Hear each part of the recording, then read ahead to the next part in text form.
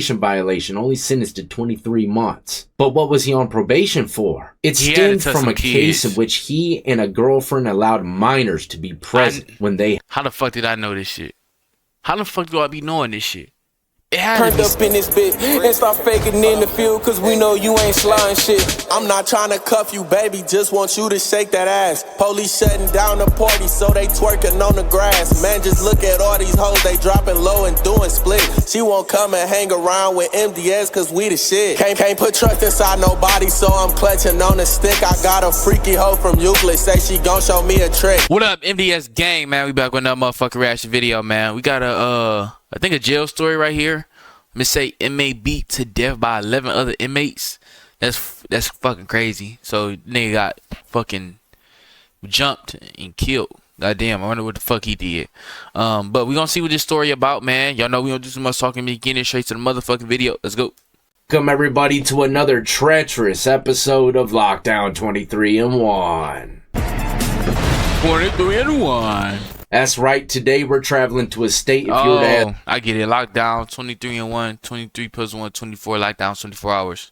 me, if you didn't know, for 2024 is possibly the most dangerous place to be doing time at. Georgia. That's right, their prisons are falling apart and inmates are losing their lives left and right. You got gangs, drones flying. Why do we talk like a story character? Is this his normal thing, like how he do it? Like he talk like a story character the whole time? That boy in form and acting form every second. And in contraband, dirty officers, even down to the wardens, are being arrested for taking part in these shenanigans. It's a dirty game, especially in the Georgia prison system. But today we're going to be focusing on one prison, Valdosta State Prison. Hopefully I pronounced that right. And in today's article, we're going to be speaking about 4 inmates just this year, the first 6 months, that have been killed in that prison. Not to mention one individual was gruesomely taken out by 11 other inmates. What did he do? Nigga look like he just go home, fish, catch the fish, cook it and eat it. He don't look like he do anything dangerous. What did he do? Get caught? He got caught trying to catch an alligator? Inmates. So as always, before we get into it, if you enjoy this type of content, all things lockup and crime related, then this is where you want to be. Hit that like, subscribe, notification bell before you leave. Go ahead, man, with story.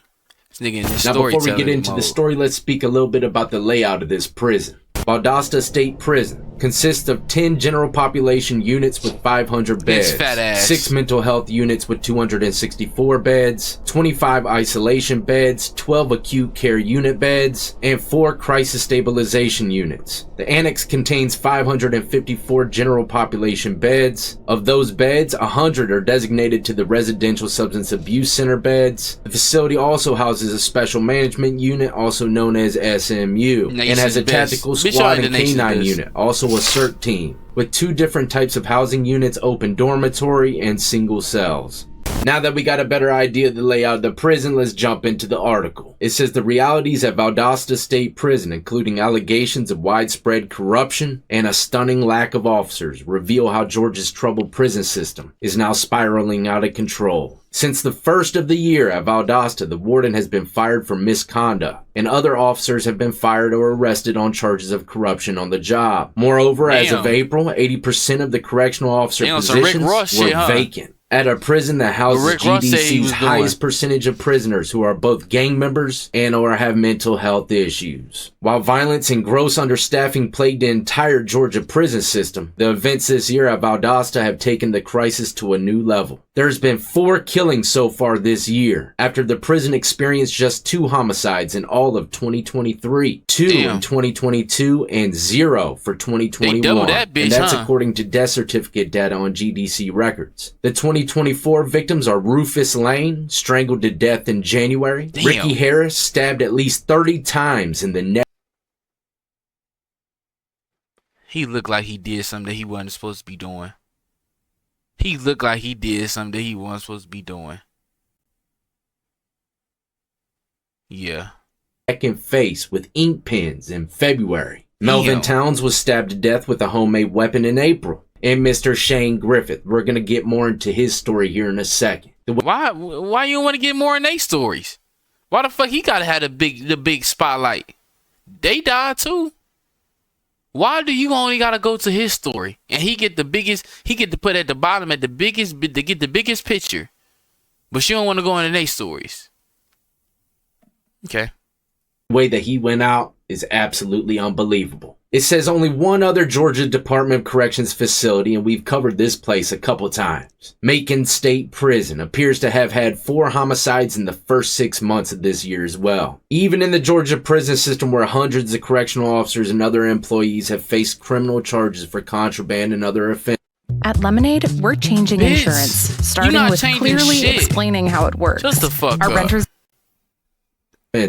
Valdosta stands out for its disorder and corruption. At least a dozen officers have been fired or arrested since January, including the warden, Ralph Shropshire. Hopefully I pronounced that one right. He was named warden in March of 2023, taking over the job after serving as a deputy warden for the previous 4 years. Since his firing in July, the GDC has declined to reveal the reasons behind it. All it says is that he's terminated due to misconduct. The GDC is unable to elaborate on his dismissal because those details remain part of an open investigation. Of course it does. The warden's firing came after the arrest earlier this year of 5 Valdosta State Prison employees who were accused of helping an inmate move drugs money as part of a massive contraband scheme. The arrests were made following a large multi-prison investigation by the GDC dubbed Operation Skyhawk that implicated another Valdosta inmate who authorities allege were coordinating a scheme to use drones to deliver contraband to prisons in Georgia. Another officer at Valdosta, Lyric Oliver, resigned in March and now faces criminal charges. Oliver, who held the rank of lieutenant, was arrested in June after an investigation by the GDC found she had improper dealings with an inmate. Oliver is charged with 2 crimes, violating her oath as an officer and trading with inmates, after allegedly receiving 3 payments totaling $1,800 and sending another inmate videos of herself committing sexual acts. Oliver could not be reached for comment. Of course she couldn't. The arrests and firings at Valdosta have diminished and tainted the workforce that already was operating at staffing levels that make it virtually impossible to supervise the inmate population. As of April, GDC data shows that 43 of 222 correctional officer positions were filled. Only 43 out of the 222. Yeah, they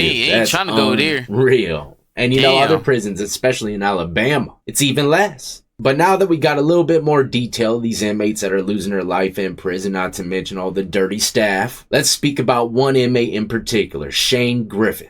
He entered the prison system in December 2022 to serve a 23-month sentence for a series of probation violations. A short timer, 23 months, that's less than 2 years. With good time, it's probably like a year and a half. Most people, when they get that kind of sentence, are like, all right, I'll lay it down, man, get my weight back up and get back in the mix. But Shane probably had no idea what was coming his way. Or maybe he did. I'll break that down here at the end. It says the 32-year-old resident of Jasper County, an avid hunter and fisherman, and a fan of the Georgia Bulldogs, he looked like was just 6 months from his release date when he was killed. Shane's mother, Tanya, said her son died the day after moving to Valdosta State Prison from Rutledge State Prison in Columbus. So this dude just gets there, and keep in mind, he was placed in an open dorm. Unlike that guy that was stabbed 30 times in the neck and head, he was killed by his cellmate. Remember, there's 2 different types of housing in this prison. Open dorm, which is a big open area with about 100 bunks in it. And you got single cells, probably with 2-man bunks. But this guy gets into the open dorm right after being shipped there, probably puts his bed together. Next thing you know, he's dead. How does this happen and why? It's going to break down in the article how he went out, but I'm going to give you my 2 cents. I can't stamp it on why he went out. Upon moving to the new prison, he wanted to be in protective custody instead of general population because of concerns about his safety, he said. But look, a lot of places, a lot of prisons, they don't have protective custody like you might think. It's just the hole, and it's usually designed for people that are getting in trouble or are high-ranking gang members. And if it's overcrowded in that hole or PC unit, whatever you want to call it, and your situation doesn't seem to be that important, you're not going there. You're going to be sitting in that general population, that pod, that dorm, whichever one. His mother says that the system should listen to the inmates if they're being threatened, and the non-violent ones on probation violations should not be sent to a maximum security prison. His mother also says, I cannot see how a physical attack like this took place for so long The beating of Shane Griffith started at 11 on the night of May 29th. And lasted until 5:30 the next morning. Just imagine this. Look, I've lived in a dorm setting in prison. Like I said, it's like a big hangar with a bunch of bunks. Everybody sees everything going on. What, damn, and for this guy this nigga must have touched some kids or something. From 11 at night till 5:30 in the morning goes to show you that nobody was watching those security cameras. The prisons I seen, man, if you light up a cigarette, chances are they're gonna zoom in on the cherry. And you're going to Himtown, right? So, for something like this to take place for so long, throughout the night with nobody being caught, blows my mind. Wedged between two bunks, Shane Griffith had nowhere to run and no one to turn to for help, as 11 other inmates at Valdosta State Prison assaulted him. He was punched,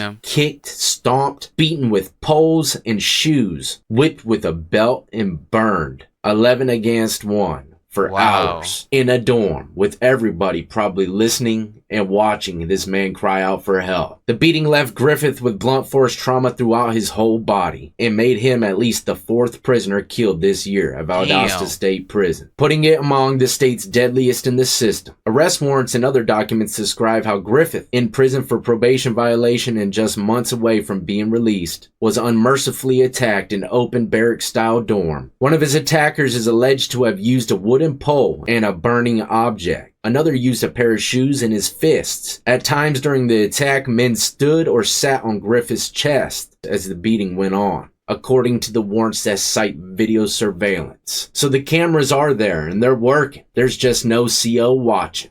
Now it's time for my 2 cents on why he was beaten as soon as he got to that prison. It doesn't mention the motive or anything along those lines in the article, but if I were to guess, he either did something in the prison that he was just transferred from, and the inmates spread word to the prison he was going to handle business when he landed. But I don't think that's the case. I think this is. Somehow, when he landed in that dorm, the inmates knew exactly what he was in there for. Remember, he was in there for a probation violation, only sentenced to 23 months. But what was he on probation for? It stemmed from a case in which he and a girlfriend allowed minors to be present when they... How the fuck did I know this shit?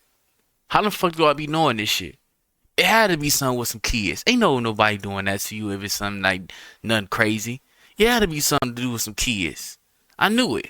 Had sex. Now, if I were to bet it all, including my house and dog, I'd say that that's the reason why he was tortured and beat to death. Yeah, some places, man, when they find out you got some filthy, naughty paperwork, it'd be better for you to be sentenced to death. At least you can relax on death row. Crazy world inside the state penitentiary, especially in Georgia.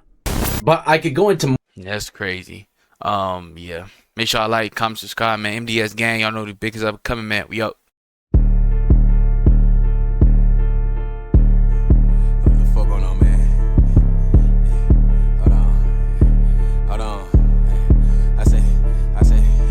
All these hoes gone, if that's your bitch, she out here feeling me. I don't want the hoe, I fuck that bitch, that just my sneaky link. Niggas talking shit, man, we pull up and we gon' chase his ass. Brody got a beam up on the Glock, it look like laser tag. I can't settle down for you, little